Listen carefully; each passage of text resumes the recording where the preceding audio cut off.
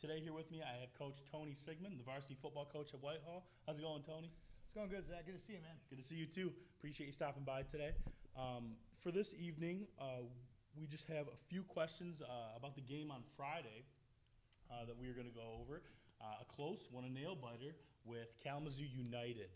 Can you tell us a little bit about that game, Tony? Well, I'll tell you what. First off, it was, physically, it was very challenging on two fronts there. First Absolutely. one, the weather. I mean, it was brutally hot, and then you couple that with an excellent football team. I mean, it was tough sledding, and credit our kids. They kind of fell in a hole early. I mean, just kind of some random stuff happened. We're getting ready. We kick off, and kid goes ahead, and the ball drops right, through his numbers and onto the turf. So every one of our kids were just sprinting to the ball.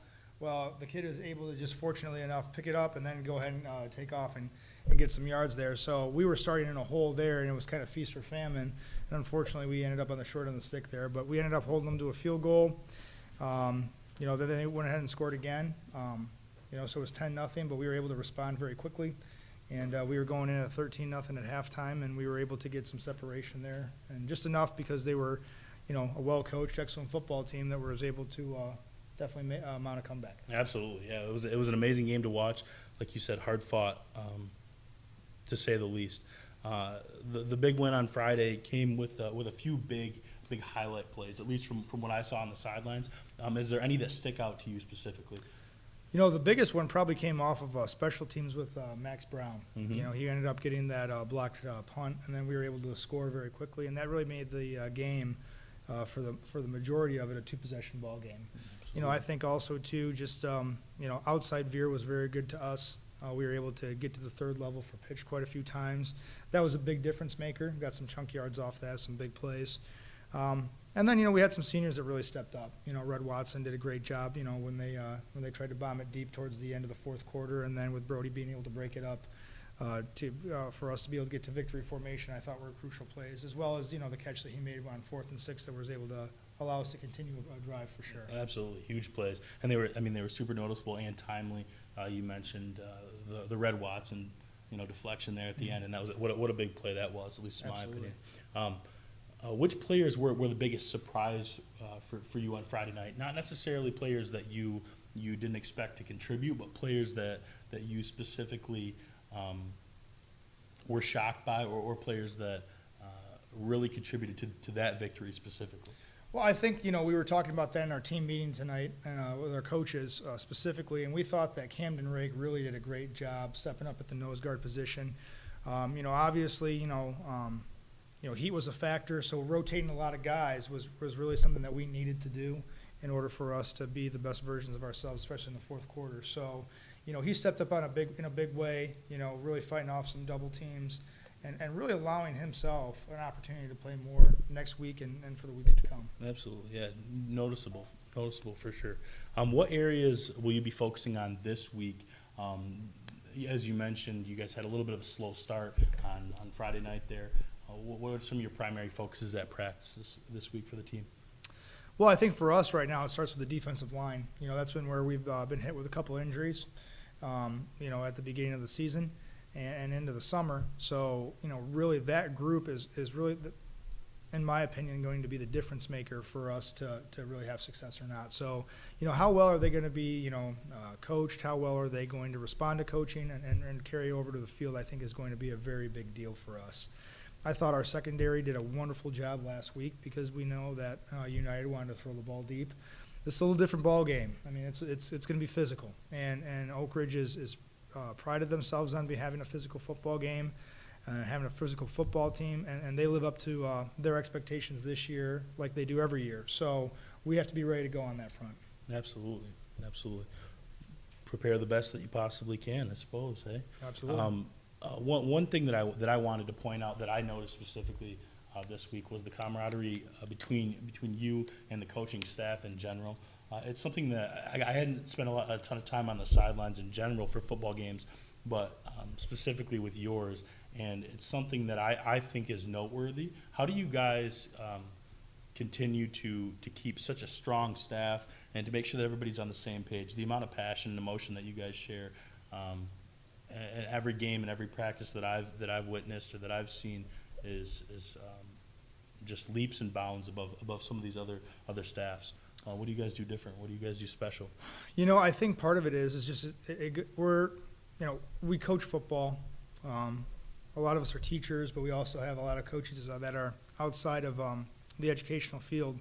But at the end of the day, what we really are is we're in the relationship business.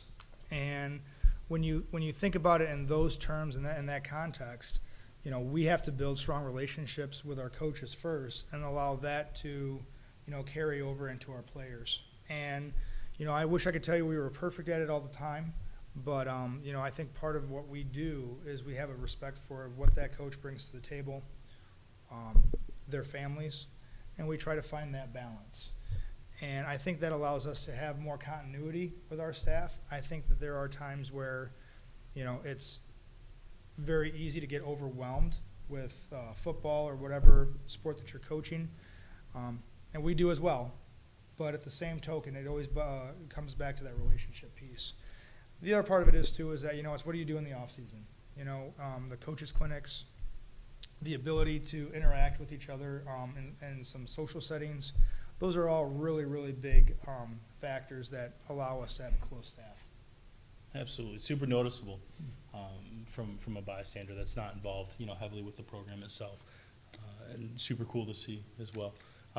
Shifting gears kind of to the Oak Ridge game coming up this week, what are you guys doing specifically to prepare for that game? I think it starts with a mindset. Okay. It really does. I mean, we went ahead and we broke down our United film.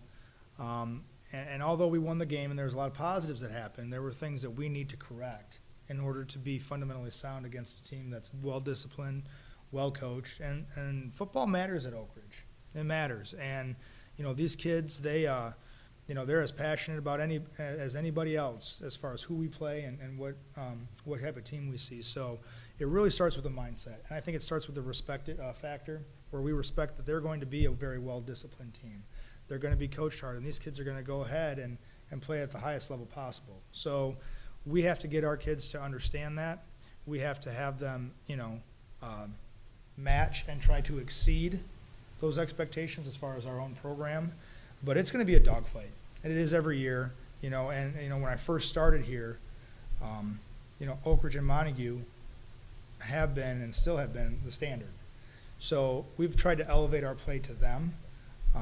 And for us, we don't feel like the standard has ever changed. So we know what they are as far as an excellent program. We have to match that in both, size, speed, strength, and obviously discipline too. Absolutely. Well, thank you for that answer. I appreciate that.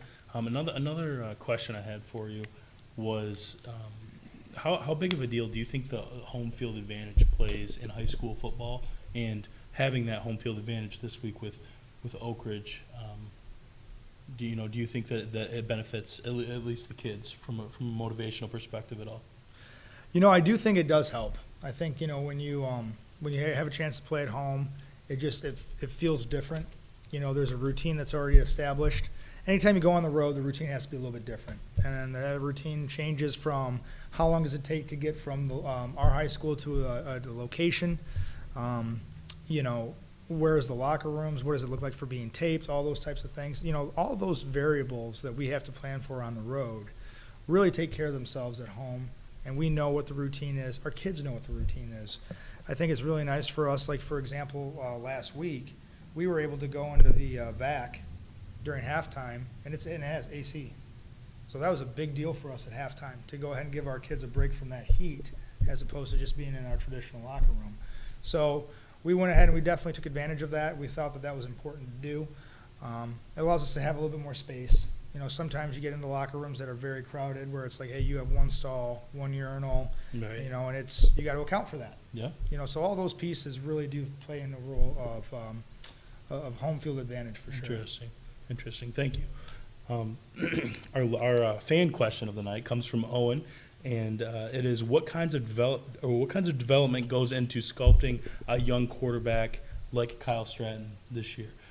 It was fun to get to see him perform on Friday, and like you mentioned earlier, he had the option or the ability to run the option a little bit, and to see his versatility in the backfield. what are your thoughts on building him and how much effort goes into a young athlete like Kyle? Well, you know, it's very much there's this part of where we're going to treat every athlete the same in the aspect of there's certain things you have to do. You know, the conditioning, the weightlifting, the attendance to camps and 7-on-7s. That really that's for a lot of kids. But you know, if you want to lean directly towards Kyle's success, I think really where it really starts out for him is there was a commitment at the Little Vikes level. You know, from his coaches, and from him to run our concepts on the high school level. And what you're seeing now is the benefit of that, because what we're asking him to do are things that he's done his whole life. So it's just, you're building layer upon layer upon layer, where in some cases other kids have maybe not had that exposure. So they're not necessarily behind, but they have to learn it later. And so it's like anything. The more you do something, you know, that you're passionate about, the better you get at it. And, you know, the nice thing for us is that as a program-wide perspective, you know, we're not the only ones obviously like this in our conference, but we're able to get our quarterbacks on the same page starting at the 7th grade level. And they go from 7th grade, 8th grade, all the way up to when they're a senior in the high school. And they are running midline, they are running veer, they know what trap looks like, they know their paths. It just builds for a much more well-rounded football program. And that really is probably as good of a place for us to start as anywhere else. But so much of it too is just what goes into the off season. You know, there are some kids where, you know, if you invest into the off season, you invest into the lifting portion of it, you invest into the 7-on-7 portion. Let's say you're not a quarterback, but all of a sudden what you are is you're an extremely talented, confident football player. And you know what, we got room for all those types of kids too. Absolutely. Yeah, excellent. And you know, we really look forward to seeing some of those younger kids grow up and what they turn into in the next years, years to come, for sure. Well, we appreciate you stopping by this week, Tony. It's been a pleasure, honestly. Thanks, man. I am Zach Swagel with CatchMark SportsNet. And tune in each week to hear from our local coaches live right here at CatchMark SportsNet YouTube channel. And remember to watch Facebook each week to submit your fan questions. If you like what you see and you want more locally programmed sports content, please subscribe and like our channel. And remember, nothing is better than high school athletics. Thank you very much.